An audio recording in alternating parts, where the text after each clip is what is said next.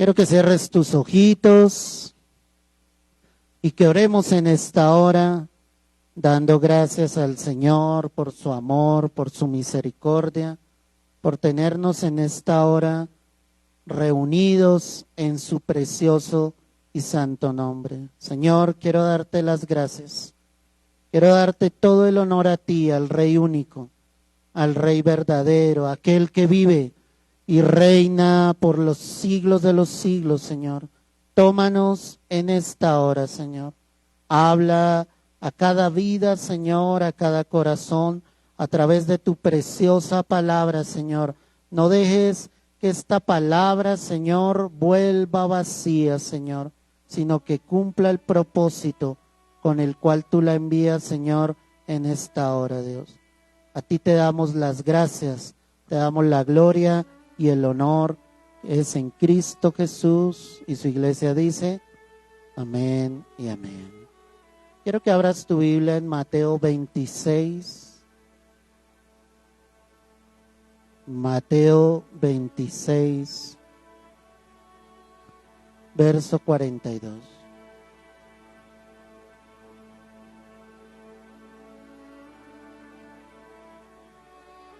¿Lo tienes?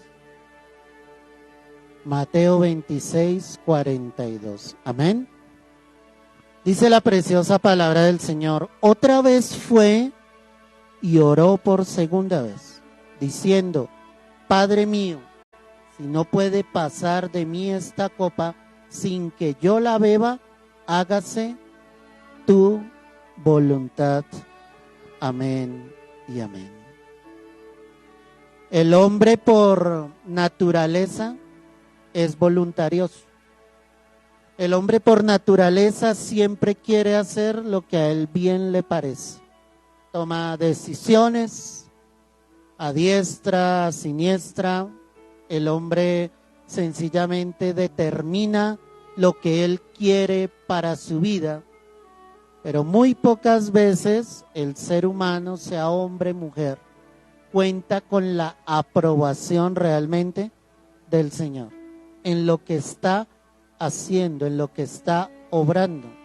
Este pasaje que acabamos de leer habla de nuestro Señor Jesucristo en Getsemaní. Y algo curioso que muestra la palabra es que dice la escritura aquí que el Señor Jesús le decía a su Padre, si no puedes pasar de mí esta copa, que no se haga como yo quiero. La pregunta que me surge ahí, ¿qué quería Jesús en su parte humana?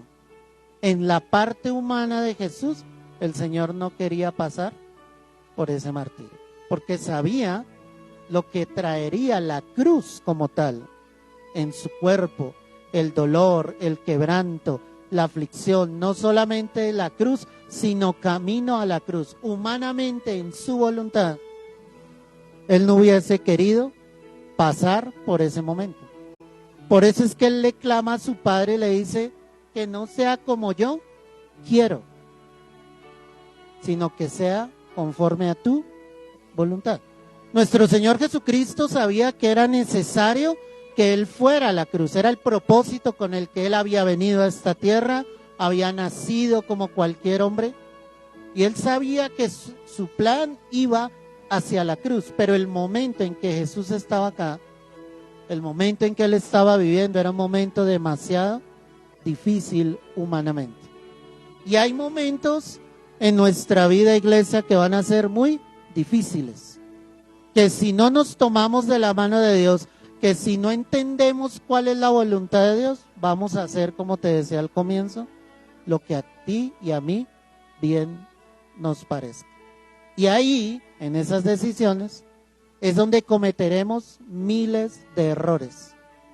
Pero porque no tuvimos en cuenta a Dios para tomar esa decisión sobre nuestras vidas. Por eso hemos denominado este mensaje en esta noche, una voluntad perfecta. Dile a tu hermano, una voluntad perfecta. Hablemos de esa voluntad perfecta. Mira Juan capítulo 5, el verso 30. Juan 5, verso 30.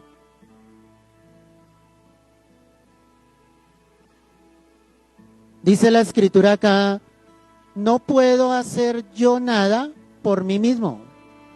Según oigo, así juzgo. Y mi juicio es justo, porque no busco mi voluntad, sino la voluntad del que me envió. ¿Qué dice la palabra? La del Padre. ¿Quién estaba hablando ahí? Nuestro Señor Jesucristo. Y Él estaba diciendo, yo no puedo hacer nada por mí mismo. O sea, aunque Él tenía una vida, ¿sí? Él dependía totalmente del Padre. O sea, en la mente de Cristo Jesús no estaba un hombre voluntarioso, no estaba un hombre terco, no estaba un hombre obstinado. En la voluntad de Cristo estaba el hecho de querer siempre hacer lo que a su Padre le agradaba. Por eso es que Él dice acá, según oigo, así juzgo. Y mi juicio es ¿qué? Justo. ¿De quién oía Jesús? Del Padre. Y por eso lo que Él hablaba, lo hablaba con justicia, con rectitud, con equidad. O sea, Él no hablaba en sus propios deseos, en sus propias concupiscencias. Él era guiado por el Padre y obviamente por el Espíritu Santo. ¿Te acuerdas cuando Jesús fue bautizado? Dice que Él estaba allí, llegó al río Jordán, allí estaba Juan el Bautista, y Juan el Bautista le dijo, no, ¿cómo quieres que yo te bautice? Debe ser todo lo contrario. Pero el Señor le dijo, es necesario que lo hagamos así para que se cumpla toda justicia. En otras palabras le estaba diciendo, es necesario que las cosas se hagan así porque esa es la voluntad de mi Padre. Y Él estaba mostrando allí que cuando fue sumergido en las aguas, dice la palabra que vino el Espíritu Santo en forma de paloma y posó sobre Jesús. Y se escuchó una voz desde el cielo que decía, he aquí mi Hijo amado, en el que tengo o en el cual tengo complacencia. Estaba el Padre, estaba el Hijo y estaba el Espíritu Santo. ¿Qué simboliza esto? Que Jesús como hombre también necesitó al Espíritu Santo. ¿Y sabes cuál es una de las funciones del Espíritu Santo? Guiarte a toda verdad. Él nos guía ¿a qué? A la verdad. Pero cuando tú eres voluntarioso, cuando no te dejas guiar por Dios, pues tú terminas haciendo lo que tú quieres, lo que bien te parezca. Ni siquiera escuchas la voz de Dios. Por eso no puedes discernir entre tu mano derecha y entre tu mano izquierda. Y Jesús dice acá en el verso 30, porque no busco mi voluntad. Ahí les claro. Sino la voluntad del que me envió, la del Padre. Cuando pensamos en qué es esa voluntad perfecta, que es la voluntad de Dios, pues obviamente la voluntad de Dios es que hagamos lo que Él quiere, no lo que nosotros querramos. Ni siquiera Jesús se atrevió a actuar fuera de los parámetros de su Padre. Nuestro Señor Jesucristo fue guiado por el Espíritu, escuchaba la voz de su Padre y se dejaba guiar literalmente por Él. ¿Cuántos errores, iglesia, has cometido por ser voluntarioso, por no escuchar la voz del Padre? Y después estás enojado con Dios, y después estás enojado con la vida, y después estás hablando con el Señor y diciéndole, yo no entiendo por qué me está pasando esto. Hermano, con mucho amor te lo digo. Si está pasando algo, es consecuencia de no haber hecho la voluntad de Dios. Es una voluntad perfecta. En Juan 6, verso 38, ahí cerca. Juan 6, 38. Porque he descendido del cielo no para hacer mi voluntad, sino la voluntad del que me envió. Y esta es la voluntad del Padre, el que me envió, que todo lo que me diere no pierda yo nada, sino que lo resucite, ¿qué? En el día postrero. Qué hermoso ese pasaje. Jesús mismo dice, yo no bajé del cielo para hacer mi propia voluntad. Yo descendí del cielo para venir acá a la tierra y hacer la voluntad de mi Padre. Lo que Él quería. Y dice, ¿y cuál es la voluntad de mi Padre, del que me envió? Que de todo lo que Él me dé, no pierda, ¿qué? Yo nada. ¿A quién se refería? A sus discípulos, a los 12. Y alguien pensará y dirá, pero perdió a Judas. No lo perdió, porque ya estaba escrito que él era el hijo de perdición, que él iba a ser el traidor, que él iba a ser sencillamente aquel que lo iba a entregar a Jesús. De lo que el Padre le dio, Él los cuidó, los alimentó, los sustentó, los llevó a donde Él quería, y después de que Jesús partió, resucitó, ellos fueron guiados, ¿por quién? Por el Espíritu Santo. Ninguno de esos 11 se perdió. Porque quiero decirte algo, el que hace la voluntad del Padre, ese no se va a perder. Ese no se va a extraviar. Esta semana veíamos en el devocional y el Señor entregaba una palabra que era una oveja a un pastor. Y allí el Señor decía claramente, yo conozco a mis ovejas. Pero la característica es que mis ovejas también me conocen, escuchan mi voz y me siguen. La oveja del Señor siempre sigue a su pastor, siempre sigue al maestro, siempre sigue al Rey de Reyes. Esa no se va a perder, esa no va a ser voluntariosa, esa no se va a salir del redil. Y si intentamos en algún momento salirnos del redil, el Señor nos va a tomar con su vara, con su callado y nos volverá ¿a qué? A meter. Y entenderemos que la voluntad de Dios no es que estés lejos de Él. ¿Cuántos dicen amén a eso? En primera carta de Juan, el capítulo 2, ve allí conmigo. Primera carta de Juan, capítulo 2, el verso 15. Y quiero hacerte una pregunta. ¿Por qué es necesario o tan necesario hacer la voluntad de Dios? ¿Qué pasa si desobedezco? ¿Qué pasa si no quiero? Pues aquí están las respuestas. Primera carta de Juan, capítulo 2, verso 15. ¿Lo tienes? Dice Juan, no améis al mundo ni las cosas que están en el mundo. Si alguno ama al mundo, el amor del Padre no está en él. Porque todo lo que hay en el mundo, los deseos de la carne, los deseos de los ojos y la vanagloria de la vida, no proviene del Padre, sino ¿de quién? Del mundo. Y lee conmigo. Y el mundo pasa y sus deseos, pero el que hace la voluntad de Dios permanece para siempre. Otra palabra que el Señor entrega, de vida eterna. Juan está hablando y está diciendo, hay gente que sencillamente ama el mundo, ama todo lo que está en el mundo, ¿sí?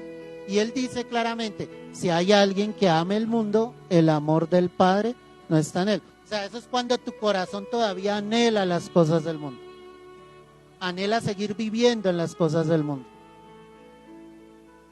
En lo que eras antes de llegar a Cristo. Por eso cuando tú llegas a Cristo, eres una nueva criatura. ¿Por qué? Porque el Espíritu de Dios es celoso. Y Él no quiere que este templo se contamine, se siga viciando de todo lo que el mundo nos ofrece. ¿Me hago entender? Entonces, si tú eras alguien que consumía alcohol en el mundo, bebía, pues al llegar a los pies de Cristo, no es un acto de buena contrición, hermano. Si el Espíritu Santo realmente está en ti, el Espíritu Santo mismo colocará, no habrá el deseo. Si alguien fumaba en el mundo, pues sencillamente al venir a los pies de Cristo, el mismo Espíritu de Dios hará que tú rechaces eso. O sea, ya no es algo que entra en este templo, porque tú ya eres una nueva criatura. Es que la palabra lo dice. No es cuestión de decir yo soy creyente, yo soy cristiano y que tú sigas viviendo en la misma condición. Eso es muy fácil. Y ese es el cristianismo actual, desafortunadamente. La gente va a una iglesia, se congrega, pero sigue exactamente viviendo en su misma condición. ¿Te acuerdas de la mujer adúltera que fue encontrada en el acto de adulterio? ¿Qué iban a hacer con esa mujer? La iban a apedrear. Y el Señor dijo, bueno, si alguien está libre de pecado, tírele la primera piedra. Las piedras empezaron a caer. Aquellos hombres que venían se empezaron a apartar. Y el Señor le dijo a esta mujer, ¿dónde están los que te acusan? Ya no había nadie que le acusara. ¿Cuál fue la palabra de Jesús? Nuestro Señor Jesucristo le dijo, vete y no peques más.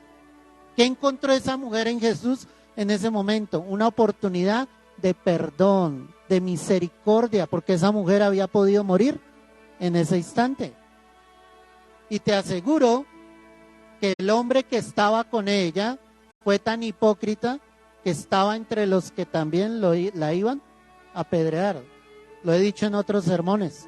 ¿Por qué solo buscaron a la mujer para apedrearla? ¿Dónde estaba el adúltero?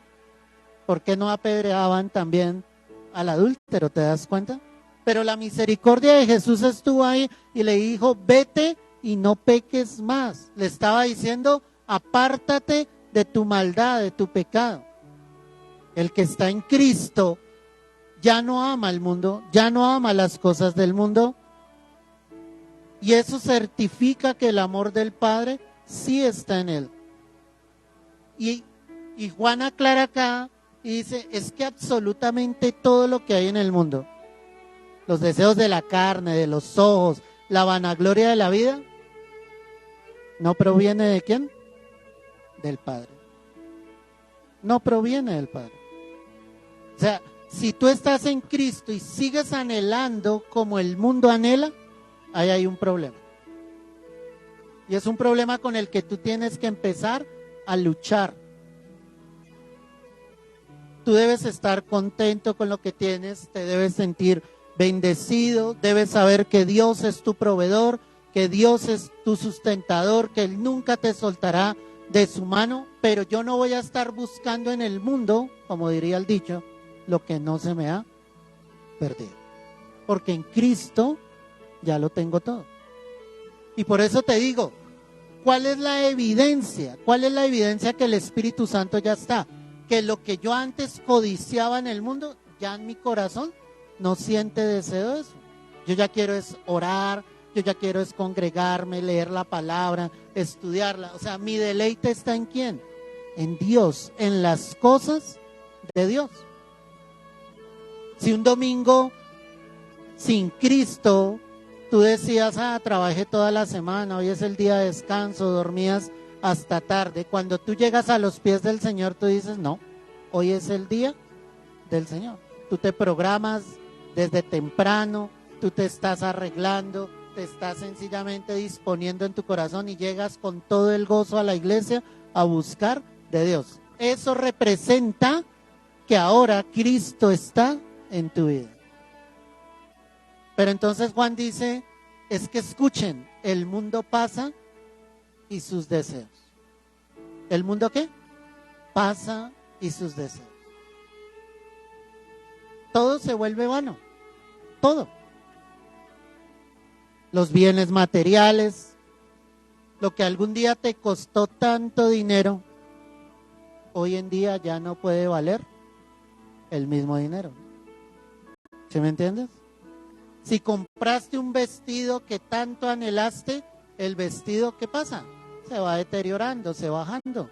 Y tú ya no te vas a colocar una prenda que ya no está en tan buen estado. ¿Me estás entendiendo? Todo lo que tú anhelaste del mundo pasa, es pasajero, no permanece. Pero dice aquí la Escritura, pero el que hace la voluntad de Dios, ese sí permanece para siempre. Por eso te decía que es una promesa de vida eterna. El que quiere obviamente buscar a Dios, escuchar la voz del Señor, entrar en esa voluntad perfecta, ese sí va a permanecer para siempre, totalmente. Es una promesa donde Dios nos dice, llegarás al cielo. estarás conmigo en el cielo para siempre. ¿Y cuántos quieren llegar al cielo? Mira Lucas 12, verso 43. Lucas 12, verso 43.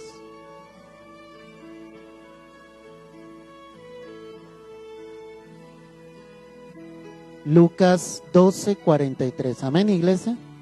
Bienaventurado aquel siervo al cual cuando su señor venga le halle haciendo así. En verdad os digo que le pondrá sobre todos sus bienes. Mas si aquel siervo dijera en su corazón, mi señor tarda en venir, y comenzare a golpear los criados y a las criadas, y a comer y a beber y a embriagarse, ¿qué dice la palabra? Vendrá el señor de aquel siervo en el día en que se no espera, a la hora que no sabe, y le castigará duramente y le pondrá con los infieles. Y mira esto, aquel siervo que conociendo la voluntad de su señor no se preparó ni hizo conforme a su voluntad, recibirá ¿qué? Muchos azotes. El contexto habla del siervo infiel, ¿sí? Y habla de esa mayordomía, de esa responsabilidad que Cristo nos ha entregado a todos como sus hijos. Y es cuando Jesús dice, será dichoso aquel siervo que cuando Cristo venga, cuando el Señor venga, ¿sí? Lo halle realmente velando, no lo halle durmiendo, haciendo lo que no es, haciendo totalmente lo contrario a lo que Dios le dijo. Y dice sencillamente, ¿qué dirá el siervo infiel? El siervo infiel dice, mi Señor tarda en venir. Ojo con eso, porque habla del rapto. Escucha. El siervo infiel está diciendo, oh, el Señor todavía se demora. Yo puedo pecar, yo puedo hacer lo que bien me parezca, yo sé que voy a tener más adelante la oportunidad de arrepentirme. Así está pensando el siervo infiel. Pero el siervo fiel, ¿qué está pensando? El siervo fiel está orando, el siervo fiel está obviamente en intimidad con Dios, sabe que el Señor no retarda su promesa, que Él vendrá pronto, y Él está preparado para partir con el Señor. Pero dice en el verso 46, dice, vendrá el Señor de aquel siervo en el día en que éste no espera y a la hora que no sabe. Así es el siervo infiel, porque no está dentro de la voluntad de Dios. Es ese aparente hijo que está dentro de la iglesia, pero es una moneda perdida, como la parábola de la moneda perdida. La parábola de la moneda perdida habla de una moneda que se le perdió a una mujer. La mujer ahí simboliza al Espíritu Santo. Y en un determinado momento esa moneda, que puede ser cualquiera de nosotros, se pierde. ¿De dónde? Dice, en la casa. O sea, estando en la iglesia, esa moneda, ese hombre, esa mujer, ¿qué? Se pierde. Está en la iglesia, pero está ¿cómo? Perdido. Dice que ¿qué hace la mujer? Que es el Espíritu Santo. Ella busca con diligencia hasta encontrarla. O sea, ¿qué hace Dios? Busca esa alma, busca esa vida, porque su deseo es que obviamente se reencuentre con Él. Y dice que cuando la haya, pues hay gran gozo en ese momento. Es como la figura que hay fiesta en los cielos, los ángeles se gozan, se alegran, porque el pecador se arrepintió. ¿Qué quiere decir esto? Que hay siervos que están dentro de la casa, pero están siendo infieles. No están haciendo lo que el Señor les ha mandado hacer. Están diciendo, mi Señor tarda en venir, todavía falta mucho. Yo quiero decirte, iglesia, si con todo lo que está pasando, tú todavía sigues diciendo Cristo tarda en venir, no sé qué tendrá que hacer Cristo, porque Él está manifestando su poder. Las señales son evidentes. Cristo está por regresar por la iglesia. Dice, aquel siervo que conociendo la voluntad del Señor no se preparó. ¿Cuál era la voluntad de Dios? Que yo como siervo estuviese atento a su voz, en su propósito, en su voluntad. Pero hay algunos que están más preocupados por hacer riquezas en esta tierra. Hay otros que están más preocupados sencillamente por los negocios de esta tierra, por los afanes de este siglo, por acumular, por atesorar. O sea, perdóname hermano, pero estás fuera ¿de qué? De la voluntad del Señor. Es que tú tienes que entender que tú eres un hijo, una hija de Dios. Y al ser hijo de Dios, tu Padre te va a suplir conforme a sus riquezas en gloria. O sea, tú no te debes preocupar por atesorar. Porque de lo contrario el Señor no habría dicho, hazte tesoros en el cielo donde la polilla y el orín no corrompen. No te los hagas acá en la tierra porque aquí serán destruidos. El siervo fiel, él conoce la voluntad de Dios, él sabe que Cristo va a regresar y él está preparado en intimidad con Dios. Él está buscando la presencia del Señor. El Señor dice acá, ese va a recibir muchos azotes. Y adivina dónde van a ser esos azotes. Esos azotes van a ser en una eternidad con Cristo Jesús. Una eternidad lejos de Dios. Una eternidad donde el Señor no está. Dios quiere que estemos en el cielo con Cristo, que estemos en su presencia. Pero el que no quiera recibirá muchos azotes. Porque fue un siervo malo, porque fue un siervo negligente, totalmente, porque no supo recibir lo que Dios le había dado, porque entendiendo cuál era la voluntad de Dios, él buscó su propia voluntad, él buscó su propio propósito. ¿Cómo estamos entonces nosotros? Entendiendo todo esto, iglesia, ¿cómo puedo llegar a vivir en esa voluntad perfecta? Mira, primera carta de Pedro, capítulo 4. Primera carta del apóstol Pedro, capítulo 4.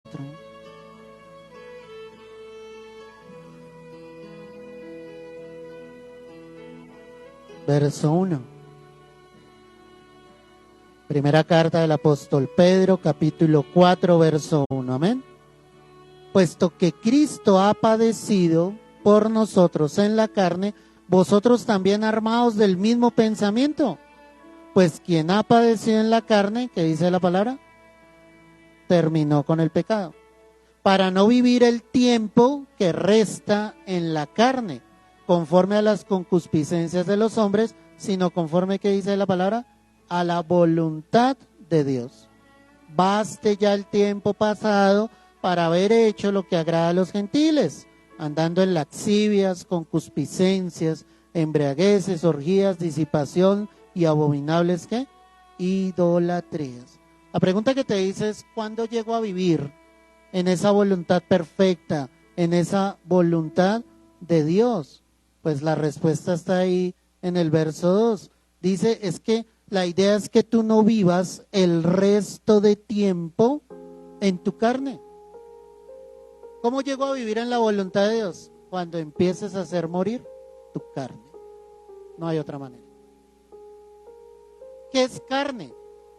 Todo lo que menciona allí Gálatas, capítulo 5, verso 22.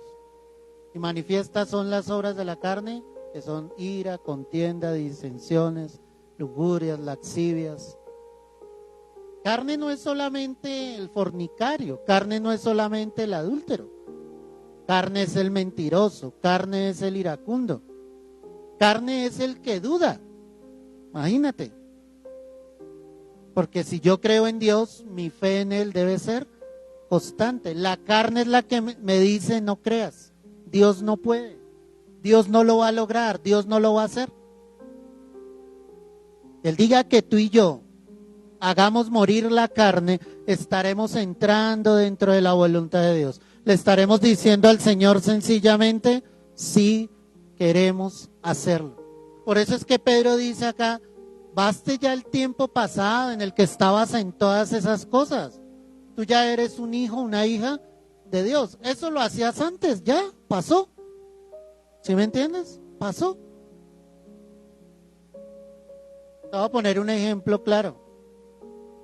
De niños, de jóvenes, de adolescentes. Todos creemos conocer la vida. En algún momento, obviamente sin Cristo, queríamos salir a la calle, compartir con nuestros amigos, queríamos entrar a una discoteca, queríamos beber. Eso era lo que la carne, ¿qué? Nos pedía. ¿Sí? Digamos que ese joven avanzó en su vida, llegó a una edad adulta y ya llegó a ser anciano sin conocer de Cristo. Ese anciano a lo largo de su vida debió haber ¿qué? Aprendido. Ya no es para que el anciano sin Cristo esté metido en una discoteca, siga tomando, siga fumando. Si él sigue en esa condición, él no aprendió absolutamente nada de la vida.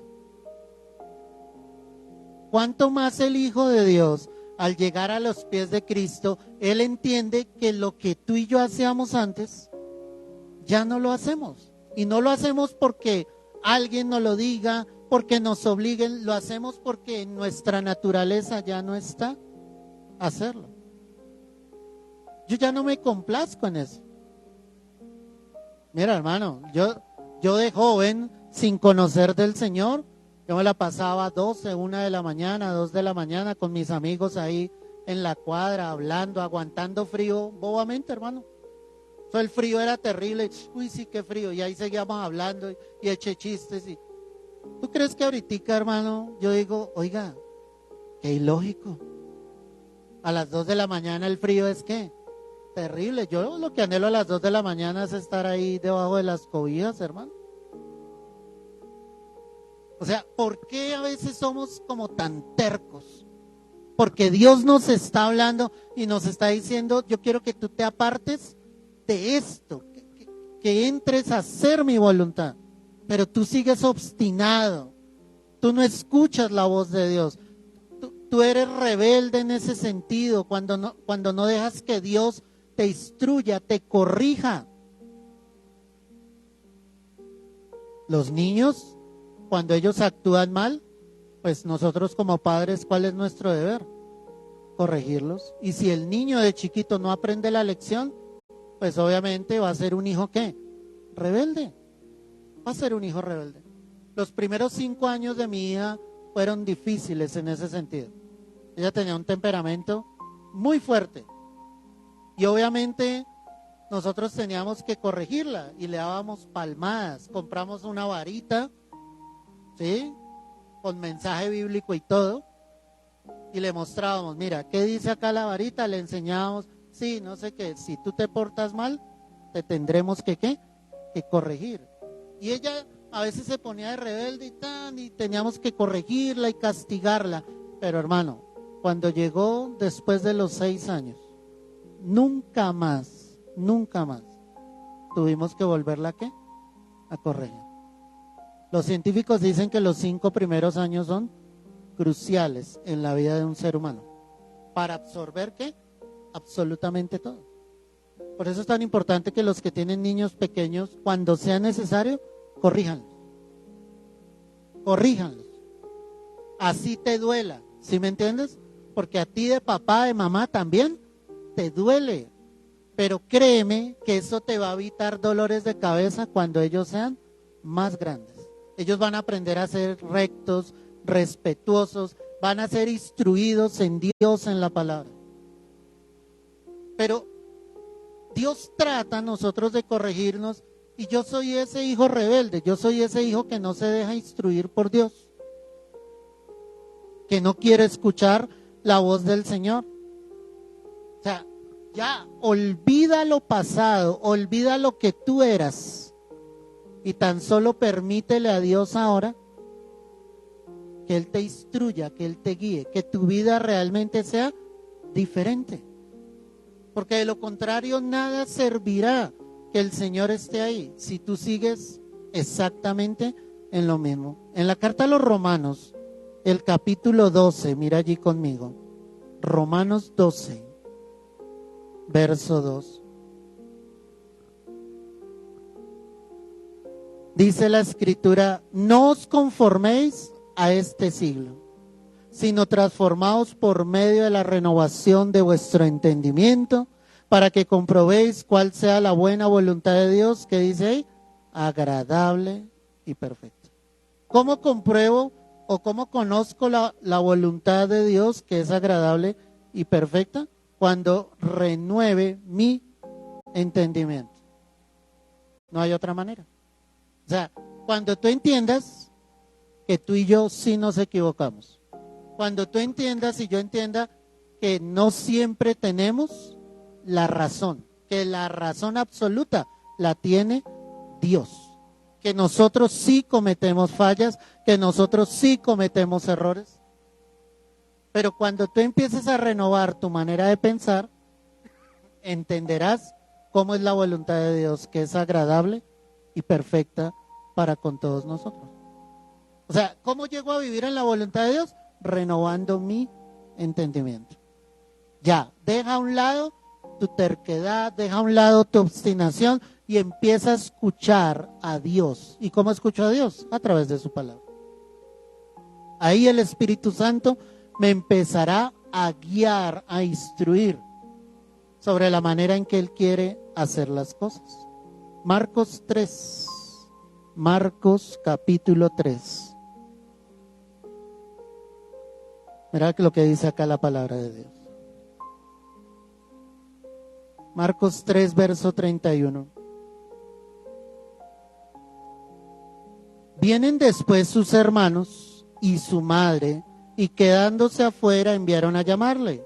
Y la gente que estaba sentada alrededor de él le dijo, tu madre y tus hermanos están fuera y te buscan. Él le respondió diciendo, ¿quién es mi madre y mis hermanos? Y mirando a los que estaban sentados alrededor de él, dijo, he aquí mi madre y mis hermanos, porque todo aquel, lee conmigo, que hace la voluntad de Dios, ese es mi hermano y mi hermana y mi madre. No era que el Señor Jesucristo estuviese siendo despectivo con María y sus otros hermanos. El Señor quería enseñar eso y decir sencillamente quiénes deben hacer la voluntad de Dios. ¿Y sabes quiénes deben hacer la voluntad de Dios? Los que se dicen ser familia de Cristo. O sea, si tú dices, yo soy un hijo de Dios, y tú y yo sacamos pecho diciendo, sí, es que somos hijos del Dios Altísimo, pero no haces la voluntad de Dios, de nada te sirve.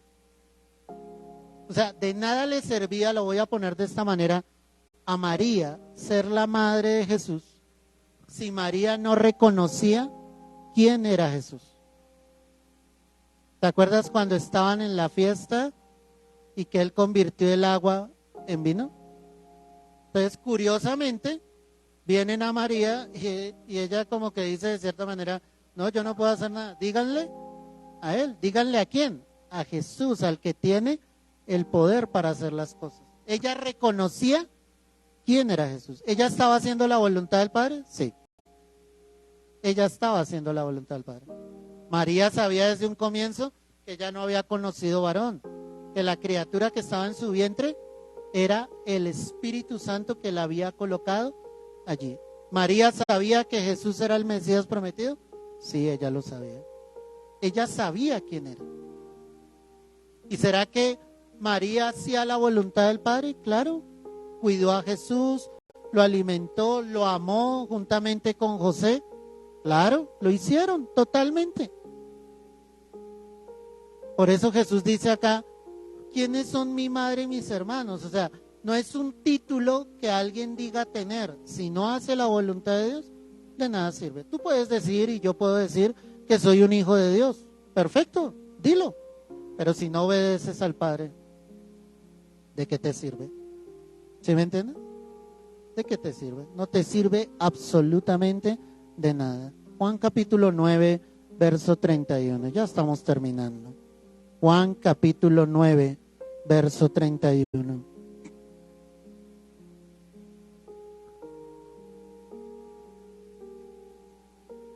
Y sabemos que Dios no oye a los pecadores. ¿Que Dios no oye a quién? Pero si alguno es temeroso de Dios y hace su voluntad, ¿qué dice la Escritura? Uy, qué pasaje, ¿cierto? ¿Cuándo sé que estoy haciendo realmente la voluntad de Dios, esa voluntad perfecta? ¿Cómo lo compruebo? ¿Sí? Porque sé que efectivamente Dios está escuchando mis oraciones. ¿Cómo sé que Dios las escucha? ¿Quién me puede decir? Cuando Él las responde. Cuando Dios te ha respondido una oración es porque estás haciendo lo correcto.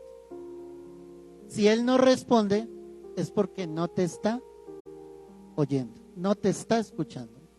Dios no escucha a ¿quiénes? A los pecadores. O sea, ¿cómo espera el pecador que Dios le responda algo? Pero si tú estás haciendo la voluntad del Padre, yo sé que Dios me está escuchando y que tarde que temprano la respuesta sobre mi vida llegará. ¿Cuántos han recibido respuesta de Dios? En ese momento tú confirmaste que estabas haciendo la voluntad de Dios. Respóndete solamente tú mismo. Pero ¿cuánto tiempo llevas orando por algo y no has recibido respuesta? Solo piensa, ¿estoy haciendo la voluntad de Dios? ¿Por qué Dios no me ha respondido esto? ¿Por qué si hay otras cosas que Dios las respondió, por qué esta no? O sea, la voluntad de Dios va relacionado con lo que tú le estás, ¿qué? Pidiendo. Te voy a colocar un ejemplo. Tú le dices al Señor, Señor, es que yo quiero que tú me bendigas, Señor, de una manera sobreabundante. Mira que si tú me bendices, yo voy a poder ayudar a otros. Esa puede ser tu oración. Pero Dios, ¿qué? No la responde. ¿Por qué no responde? Porque Dios está viendo tu corazón y Él sabe que en el momento en que Él te dé, tú no vas a ayudar absolutamente a nadie. Porque si no fuera así, Dios te da. Créeme que Dios te da. Dios te va a bendecir más todavía. Yo sé que hago la voluntad de Dios cuando Él me oye, cuando Él me responde. En Mateo 7, el verso 21. Mira allí, Mateo 7, verso 21.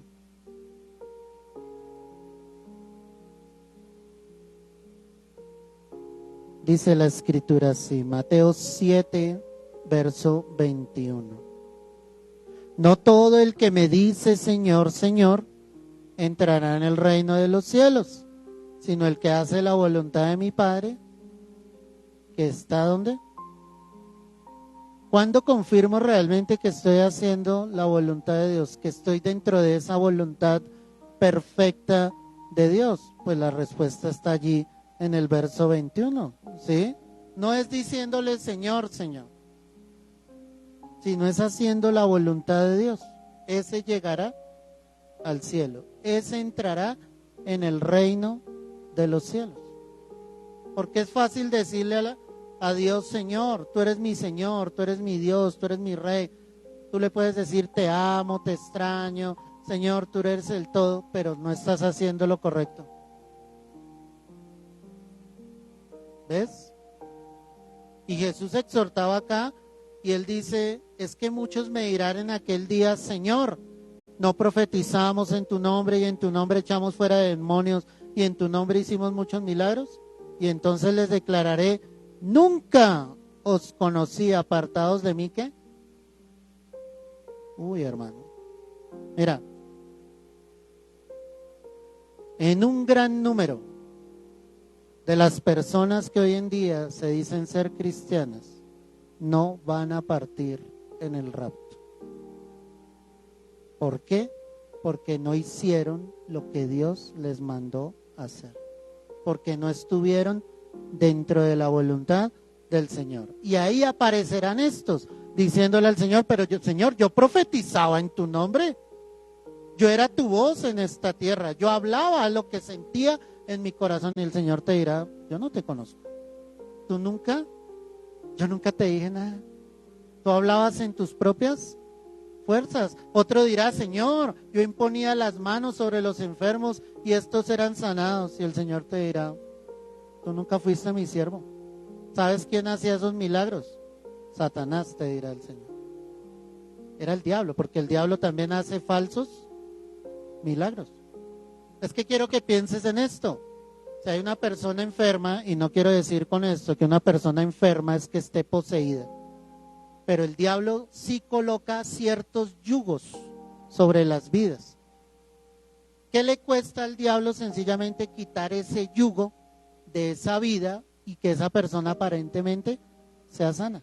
El yugo es ese elemento de hierro, ¿no? Que la tiene cautiva, sujeta.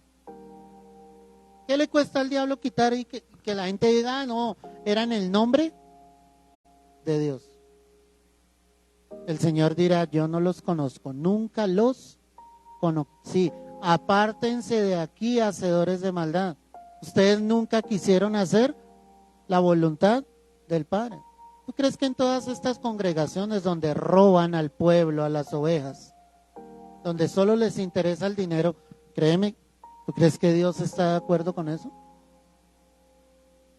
¿Tú crees que Dios ama eso? ¿Tú crees que Dios se puede mover en un ambiente de esa manera, donde están usando su palabra solamente para enriquecerse? Hermano, ahí está en la Biblia. El Señor tendrá que decirle a muchos, nunca los conocí. El Evangelio es para todo menos para enriquecerse. El Evangelio es para salvación.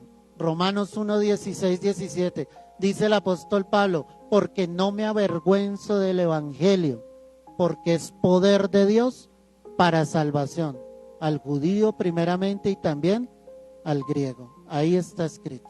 Para eso es el Evangelio, para salvación, para que las almas se reencuentren con Dios, para que las almas vuelvan su corazón a Dios y quieran estar dentro de la voluntad de Dios. Ya bastó mucho tiempo para hacer lo que bien a ti y a mí nos parecía. Reflexiona sobre este mensaje, iglesia. ¿Estoy haciendo la voluntad de Dios o estoy haciendo mi propia voluntad? Quiero que te coloques en pie y que podamos orar en esta hora. Gracias, Jesús. Gracias, Señor. Tú estás acá con nosotros. Tu presencia hoy nos llena. Tu presencia hoy nos satura. Yo quiero que tú empieces a orar. Y si tienes que arreglar cuentas con Dios, este es el momento. Si tú has reconocido en esta hora que has hecho tu propia voluntad,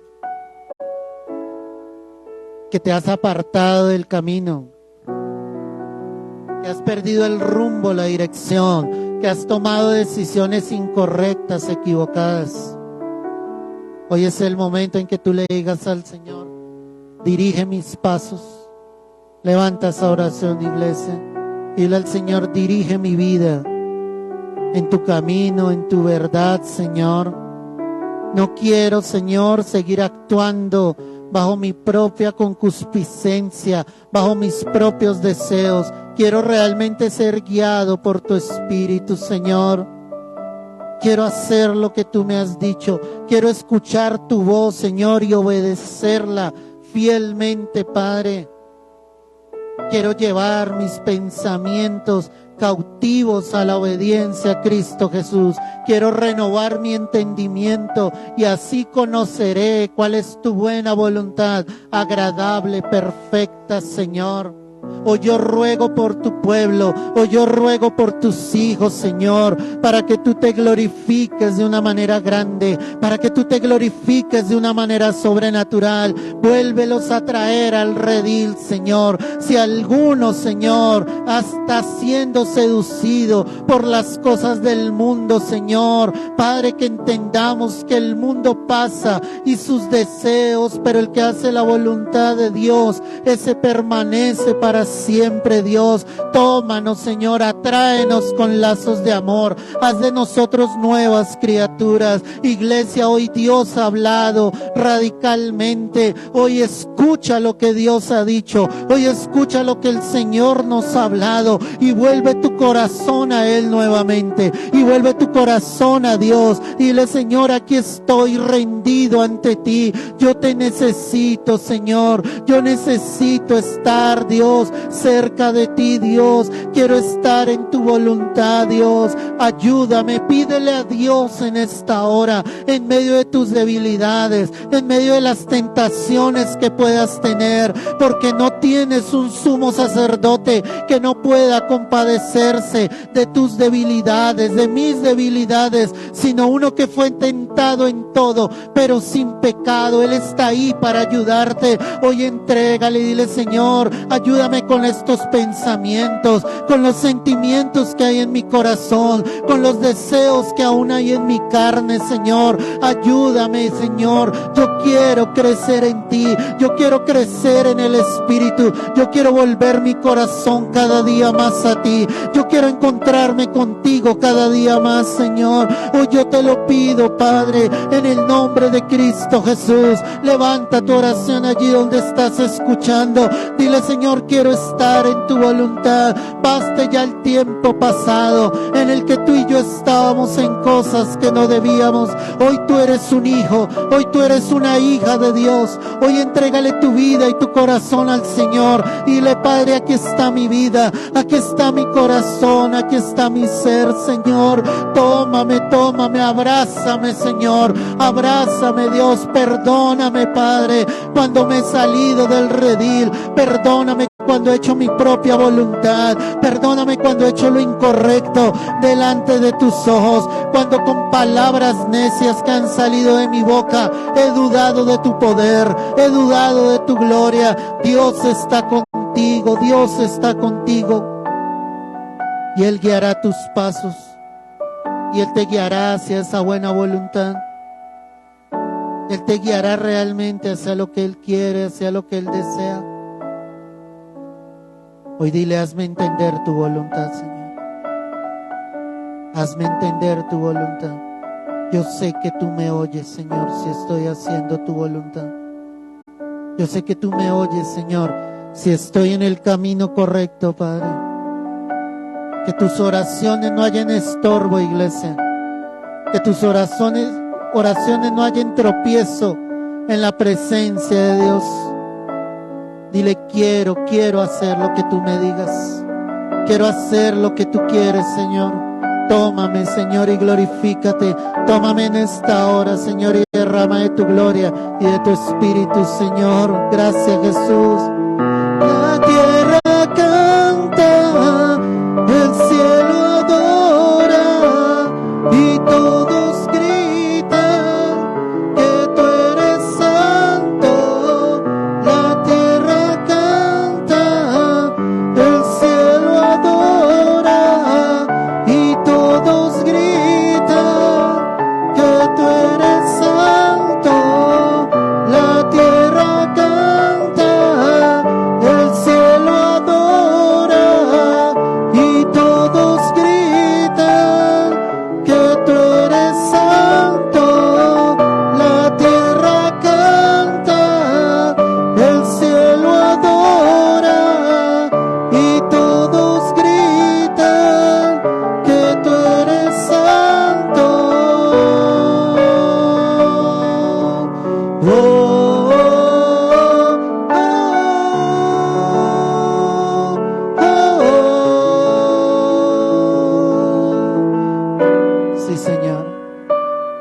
Queremos estar en tu voluntad, Dios. A ti la gloria, a ti la honra, Rey. Es en Cristo Jesús, Señor nuestro. Gracias, Rey. Gracias, Señor. Que el propósito, iglesia, sea siempre estar en la voluntad perfecta de Dios. Gracias te damos, Señor, en Cristo Jesús. Amén y amén. Dale el aplauso al Rey de Reyes, al Señor de Señores. quiero que abraces a alguien que no esté cerca a ti. Ve y lo abrazas, bendícelo. Aleluya, gloria a Dios. Dios es bueno.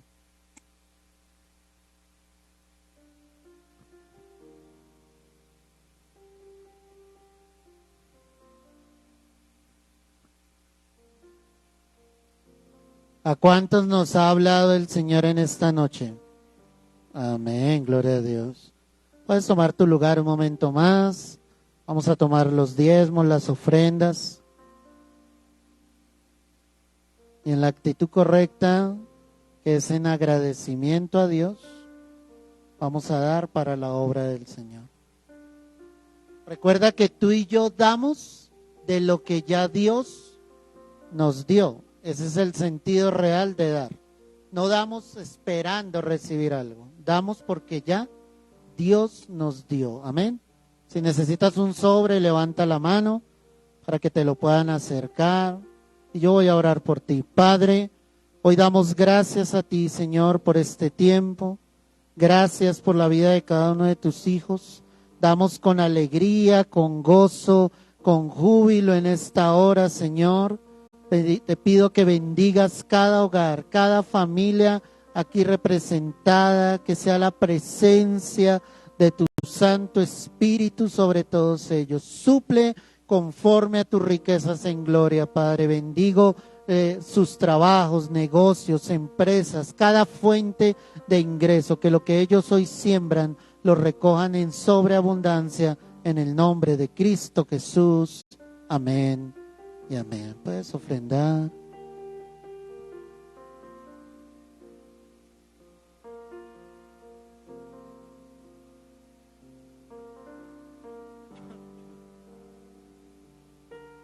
Recuerda que todos los jueves, iglesia, hay reunión de oración, 1 horita.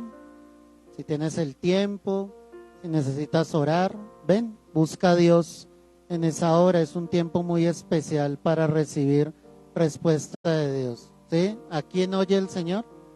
A los que hacen su voluntad. Amén. Entonces, la iglesia está abierta mañana de 7 a 8. Vamos a orar, colócate en pie y nos despedimos. Padre, te damos gracias en esta noche. Nos vamos de tu casa en bendición, en victoria. Gracias por tu palabra, Señor, porque sé que hoy nos has hablado de una manera especial. Envía ejércitos de ángeles alrededor de todos tus hijos. Guarda nuestra salida de este lugar, la llegada a nuestros hogares, Señor. A ti la gloria, la honra, en el nombre de Cristo Jesús. Y la iglesia dice, amén y amén. Y el aplauso nuevamente para el Rey de Reyes, Señor de Señores. Despide a tus hermanos con un buen abrazo en Cristo Jesús.